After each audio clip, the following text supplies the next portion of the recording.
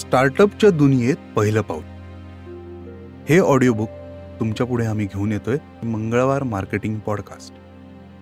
लेखक आणि अभिवाचक सोहम सबनीस. स्टार्टअपच्या दुनियेत पहिलं पाऊल, त्यात पहिला व्यवसाय करताना वाटणारी भीती, याची सुरुवात नेमकी कुठून करायची? बिझनेस प्लॅनची गरज असते का? आणि तो तयार कसा करायचा? कोणाचा सल्ला ग्राह्य मानायला हवा?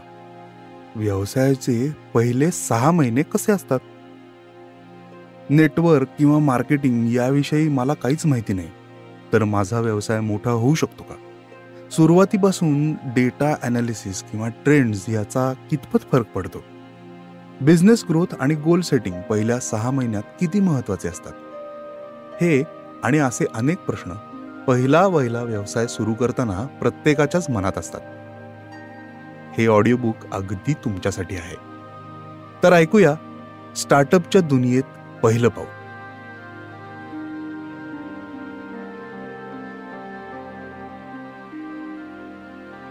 व्यवसाय म्हणलं की मोठी गुंतवणूक, भला मोठा पसारा आणि सतत पिंगा घालणारं अपयश हे समीकरण आता केव्हाच उडत गेले. तुम्हाला मी 100% सांगतो, आता तुमचा पहिला व्यवसाय सुरू करणं अत्यंत सोपं झालंय. या ऑडिओबुकमध्ये आपण नेमकं तेच पाहणार आहोत. चला तर मग तुमचा पहिला व्यवसाय मिळून सुरू करूया. सुरुवातीला मनातून आपण वरती बघितली ती भीती काढून टाकूया आणि आत्मविश्वासाने, जोशात व्यवसायाची तयारी सुरू करूया. तुम्हाला मी ज्या गोष्टी सांगणार आहे त्या तंतोतंत पाळल्यात, त्याचा पाठपुरावा केला, तर हे सर्व किती सोपं आहे हे तुम्हीच मला 6 महिन्यात सांगा. खरंच अवघ्या 6 महिन्यात. पहिला व्यवसाय. याच्यात पहिल्या या शब्दाला सर्वात कमी महत्त्व देऊया. त्यामुळे आता आपण व्यवसाय एवढंच म्हणूया. कारण कोणताही व्यावसायिक अनुभव पाठीशी नसताना, घरी सुद्धा आधी कोणी व्यवसाय केला नसला तरी व्यवसाय सुरू करताना लागणाऱ्या गोष्टी, तुमच्याजवळ असणारी चिकाटी, जिद्द हेच तुमचा व्यवसाय स्थिरावणार आहेत आणि मोठा सुद्धा करणार आहेत. एक आयडिया सुचली, संधी दिसली, करून पाहिलं आणि नशिबाने व्यवसाय वृद्धिंगत झाला, असं किंवा या प्रणालीवर अवलंबून राहण्याची गरज नाही. व्यवसाय उभं करणं, तो वाढवणं आणि त्यातून अधिकाधिक नफा मिळवणं हे एक शास्त्र आहे, एक प्रोसेस आहे आणि त्याच्या काही क्रमशः स्टेप्स आहेत. आपण याच स्टेप्सकडे लक्ष देणार आहोत. आता या स्टेप्सकडे वळण्याआधी एक गोष्ट लक्षात घेऊया की सर्वसमावेशक स्टेप्स किंवा प्रोसेसेस मांडण्याचा मी प्रयत्न केलाय. लहान लहान उदाहरणांमार्फत हा समजवण्याचा मी प्रयत्न केलेला आहे. मात्र प्रत्येक कल्पना, व्यवसाय हा वेगळा असल्याने त्यातलं गमक समजून घेऊन योग्य तो बदल करणं हे आपल्या हातात आहे. किंवा हे करण्यासाठी योग्य तज्ज्ञांचा सल्ला घेणं, स्टार्टअप मेंटर्स बरोबर चर्चा करून बदल करणं, यांनी तुम्हाला वेगवान रिझल्ट्स मिळतील यात शंका नाही. आता हे मेंटर्स नेमके शोधायचे कसे, यावर शेवटाकडे मी प्रकाश टाकीनच. पहिली महत्वाची स्टेप म्हणजे सुरुवात कुठून आणि कशी करायची. इथे अनेकांचं घोडं अडतं. कोणत्याही व्यवसायाची सुरुवात एखाद्या कल्पनेपासून होते. कल्पना किती चालेल, ती योग्य आहे का, त्यातून नफा मिळवता येईल का, या सगळ्या गोष्टी व्यक्ती, वेळ आणि स्किल सापेक्ष जरी असल्या तरी या पुढे नेणं आणि आयडिया व्हॅलिडेशन करणं काही अवघड नाही. या तुमच्या आयडियामुळे, तुमच्या व्यवसायामुळे कोणाचा फायदा होतोय का? एखादी समस्या सुटतीये का? कोणाचं आयुष्य सोपं होतंय का? किंवा कोणाला हे विकत घेतल्याने आनंद होतोय का? याची उत्तरं शोधण्याचा प्रयत्न करायला हवा. एक वही पेन भरपूर काही सांगून जाईल. फार विचार न करता मनात येतील त्याची उत्तरं लिहून काढा. जिथे म्हणजे ज्या प्रश्नावर मित्रांशी, नातेवाईकांशी बोलून उत्तरं मिळतील असं वाटतंय, ते प्रश्न, त्या शंका सर्वात शेवटी पाहाव्यात. तोपर्यंत अनेक उत्तरं मिळालेली असतील. हा एक्सरसाइज मी जसं वर म्हणलं तसं वही पेन घेऊन तुम्ही करायला घ्या. अगदी ऑडिओबुक थांबवून तुम्ही हा एक्सरसाइज केलात तरीही चालेल.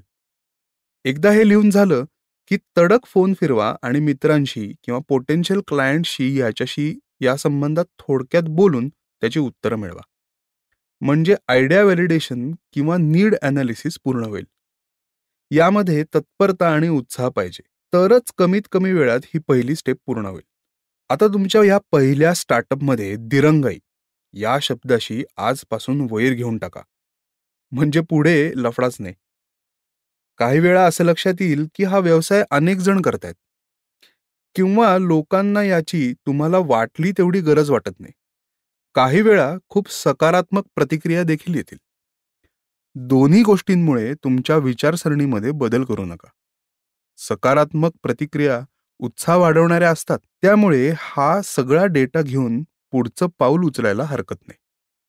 मात्र असं समजा झालं की या कल्पनेचं व्यवसायात रूपांतर होणं अवघड आहे, किंवा आत्ता या क्षणी ते अवघड दिसते, तर दोन मुद्दे लक्षात ठेवणं गरजेचं आहे, की खरंच ही कल्पना विशेष नाहीये, किंवा आपण जी लोक विचारात घेतली, ज्यांच्याशी आपण बोललो, ती योग्य नसतील.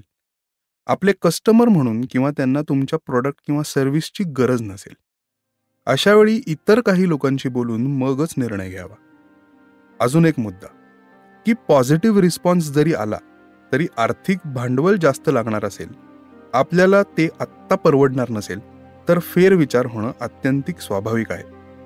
याचा अर्थ आयडिया वाईट आहे, आपल्याला जमणार नाही, व्यवसाय करणं अवघड असतं, ते आपण करूच नये, या विचारांपासून 37 मैल लांब राहा.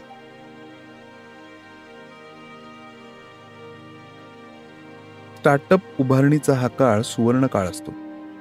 संकट येतात, नैराश्य येतं, मजाही येते. कधी कधी वाटतं झक मारली आणि व्यवसाय सुरू केला, पळून जायची इच्छा होते. पण या सगळ्याच अनुभवातून कमालीची शिकवण मिळत असते. आणि हा सुवर्ण काळ, हा टाइम पिरियड कधीच परत येत नाही. पहिला कस्टमर, हजारावा कस्टमर हा स्पेशलच असतो, आणि तो एकमेवच असतो. लाख कस्टमर झाले तरी पहिला कस्टमर नेहमीच स्पेशल असतो. तेव्हा नफा, यश याचा विचार थोडासा बाजूला सारून स्टार्टअप बांधायची, जोशात काम करायची मजा या 6 महिन्यातच येते. एकदा कंपनी मोठी झाली की वेगवेगळे प्रॉब्लेम्स, वेगवेगळ्या समस्या, वेगळी डोकेदुखी. पण ही पहिली वहिली डोकेदुखी ही निराळीच, सर्वात हवीहवीशी वाटणारी. त्यात हा तुमचा पहिला व्यवसाय. पुढे तुम्ही कुठे मोठे व्यावसायिक व्हाल, नवीन स्टार्टअप सुरू कराल, पण पहिला व्यवसाय नेहमी स्पेशलच. या ऑडिओबुकच्या सुरुवातीला किंवा आत्तापर्यंत कुठेही तुमचं वय काय असावं, अनुभव काय असावा, आर्थिक पाठबळ काय आहे आणि किती असावं, हे कोणतेच मुद्दे आलेले नाहीयेत. कारण त्याची गरज नाहीये. आयडिया असावी, संधी दिसावी, पॅशन रुजावी, बस. भरपूर मेहनत करून नव्या गोष्टी शिकून आपला व्यवसाय उभा करण्याची जिद्द असली की झालं. बाकी काहीच लागत नाही. हे असं ऑडिओ बुक, माझा पॉडकास्ट, मंगळवार मार्केटिंग आणि इतर अनेक रिसोर्सेस असतातच की मदतीला. पण या सर्व गोष्टी तुमच्यातल्या स्टार्टअप किड्यांना केवळ साथ देणारे आहेत. किडे तुमचेच असायला हवेत. या 6 महिन्यात अनेक प्रसंगात तुम्हाला एकटं वाटेल. Startup is a lonely journey असं म्हणतात. अंशतः ते खरं आहे. पण मी म्हणतो, तुमचा व्यवसाय आहे ना साथीला. तुम्ही हात सोडणार नाहीत तोवर व्यवसाय जातोय कुठं? अडचणींवर मात करून आपल्या मनाप्रमाणे मार्केटमधून फीडबॅक घेऊन हे व्यवसायाचं रोपटं पाणी, खत घालून आपल्याला जगवायचंय. त्याला मोठा वृक्ष होताना पाहायचंय. 6 महिन्यात आंब्याच्या झाडाला फळ कसं बरं येणार? त्याला थांबावंच लागतं. गोड फळ 2-3 मोहर आल्यावरच येतात, हो ना? व्यवसायाच्या या पायाभरणीच्या काळातच नव्हे, तर पुढे देखील या आपल्या प्रवासात अनेक लोक भेटतील. काहींचा राग येईल, काहींची दोस्ती होईल, काही गुरु बनतील, काही आपतेष्ट. सर्वांना समजून घेऊन आपलं लक्ष केवळ आपल्या ध्येयाकडे असायला हवं. फुकटचे सल्ले देणारे तर अमाप भेटतील, काही स्वार्थी सल्ले देणारे सुद्धा भेटतील. पण कोणाचे सल्ले ग्राह्य धरायचे, कोणाचे सल्ले टोलवायचे, कुठल्या सल्ल्यांवर विचार करायचा, कुठल्या सल्ल्यांनुसार कृती करायची, हे सगळंच वेळ शिकवते. चुका होतात, होऊ द्यायच्या. त्यातूनच शिकायचं. आपलं ध्येय हलत नाहीये ना, तोपर्यंत चुकीचा सल्ला आपला व्यवसाय खाली खेचूच शकणार नाही. 2013 पासून स्टार्टअप विश्वात पाऊल ठेवलं आणि माझं आयुष्यच बदललं. अजूनही शिकतोय.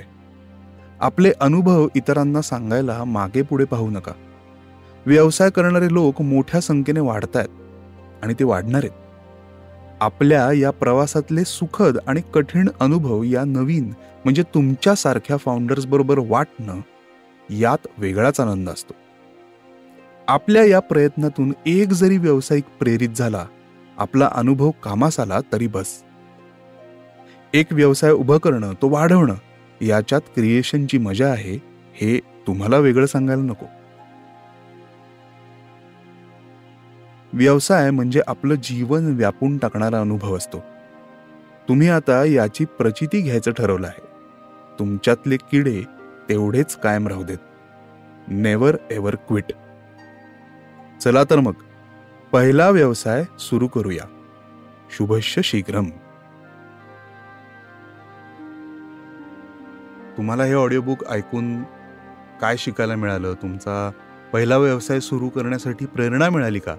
किंवा तुमचा पहिला व्यवसाय सुरू झालाय आणि तुम्ही हे ऑडिओ बुक ऐकले, तर याच्यातनं काही रिलेटेबल गोष्टी तुमच्या समोर आल्या का?